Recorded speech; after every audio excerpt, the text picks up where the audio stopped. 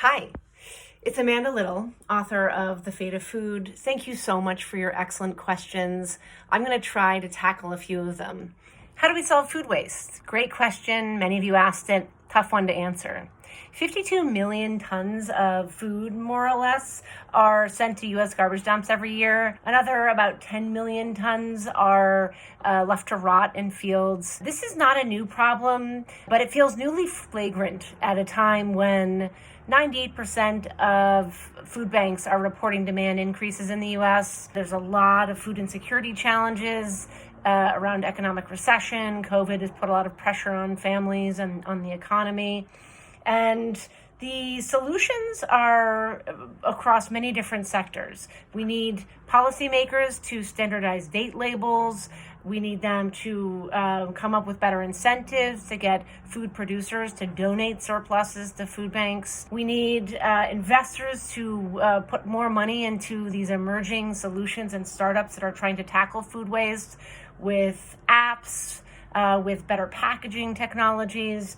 And we need consumers to come to terms with the fact that we are a big part of the problem, especially consumers that buy a lot of high nutrient, high flavor, highly perishable foods. Food waste is not happening so much in families consuming Spam and Twinkies. It's happening among higher income consumers who get overly ambitious. They buy too much kale, they buy too many bananas, they try to feed their kids food their kids don't want to eat, and a lot of it ends up in the garbage. We also sometimes feel better about our food waste when we compost. That isn't to say that composting isn't a great thing, but the real challenge with food waste is to avoid the waste in the first place. If we end up wasting, of course, it's much better to recycle and compost the food afterwards. But the focus needs to be prevention of food waste. And we need policies, we need investment, and we need a shift in consciousness to deal with that. How will we end food deserts? A number of you asked this question. It's a great one. It's a hard one to answer because solving the crisis of food deserts and food inequality goes well beyond citing more fresh food markets in low-income neighborhoods with low access to healthy foods. I explored this in an interview that I did with Professor Ashanti Reese at the University of Texas at Austin in a series of op-eds that I'm writing for Bloomberg Opinion. She explained that before the pandemic, 37 million Americans lived in food insecure households, and that Black and Latinx families are more than twice as likely to be food insecure as white families. And of course, COVID-19 has exacerbated these problems. The reality that Ashanti made clear to me is that the food system is part of a larger structure of inequality and racism. I strongly recommend that you read her book, Black Food Matters, which is coming out in October. She wrote it with Princeton University professor Hannah Garth. It's crucial context for thinking about not only how we define food deserts, but how we solve these bigger problems of food inequality. We've had a number of questions about the most important policy changes that can help build a sustainable food future.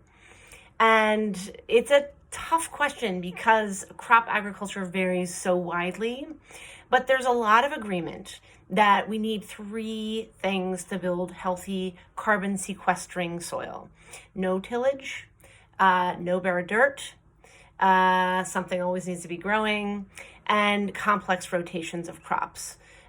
This is a bit tricky because farmers don't necessarily have financial incentives to plant cover crops, for example. There are financial advantages to no-till, but it's still practiced by a minority of farmers. So we could first connect crop insurance or crop subsidies to greenhouse gas emissions and the amount of emissions that are sequestered on farms through these sustainable practices.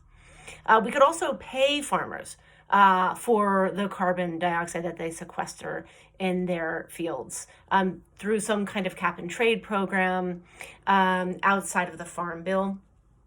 And to do that, we'd have to really establish a standardized system for measuring carbon sequestration in soil.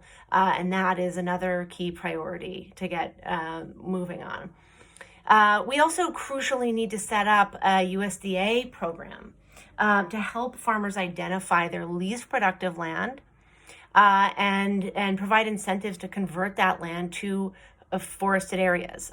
Food forests or silvopasture could be a great solution for the least productive farmland that could also sequester carbon and restore soil health. So these are three areas that would be at the top of my policy wish list. Let's start there. Hi, I'm Logan Jr. Chef, and my question to you, Ms. Little, is what is the chef's responsibility to sustainability? The answer is a big role, particularly in the area of alternative meats. Chefs are the standard bearers of flavor and quality in the food world, and they're the arbiters of food trends. And they play a key role in consumer acceptance of new products, especially when there's a lot of skepticism around products, as there has been with alternative meats. The assumption has been, because there was so much disappointment in the early alternative meat products that were on the market years ago, that an alternative product is a lesser product, a lesser food experience. There's a great article in Outside Magazine when this author, Rowan Jacobson, is eating some of the early products of Beyond Meat, which has since become a hugely popular brand in thousands of stores around the world.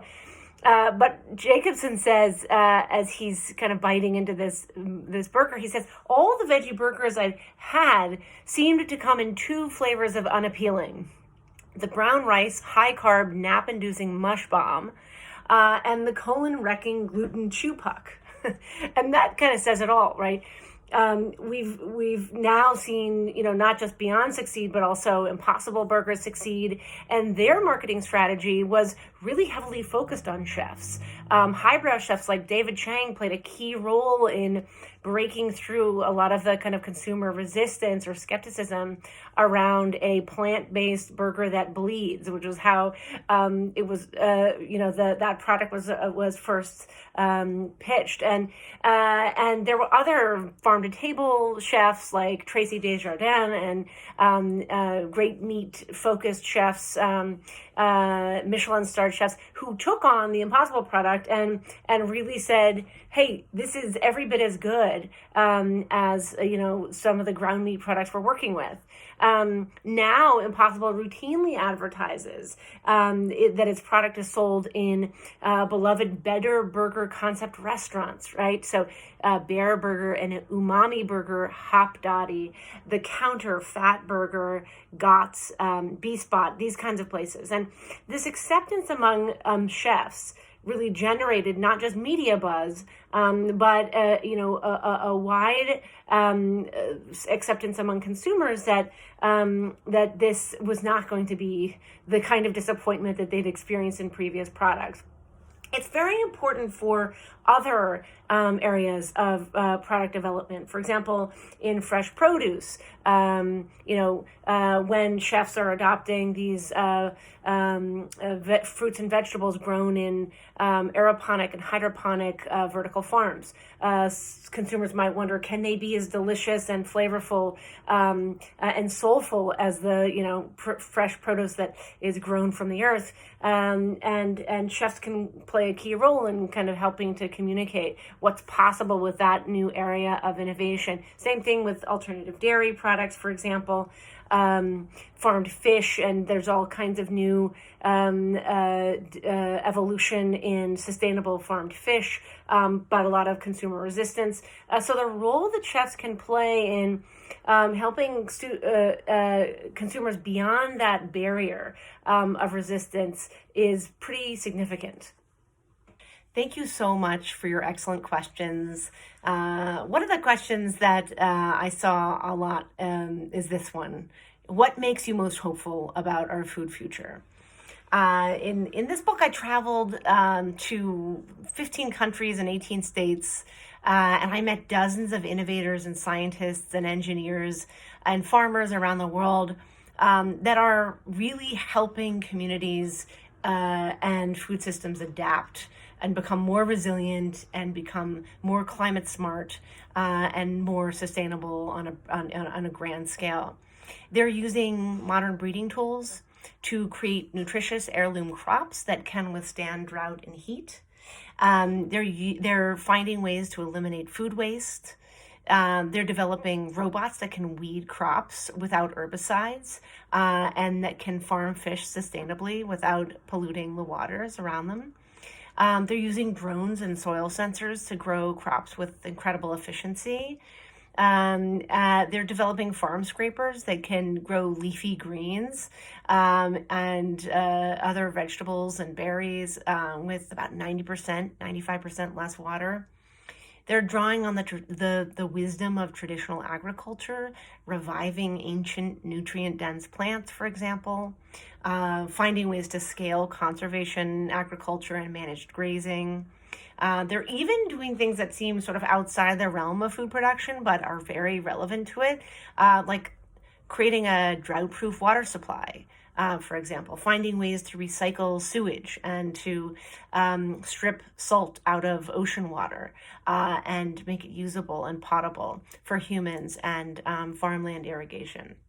So all these areas are part of, I think, a really exciting food future that borrows from the wisdom of agroecology and also brings to bear some state-of-the-art technology.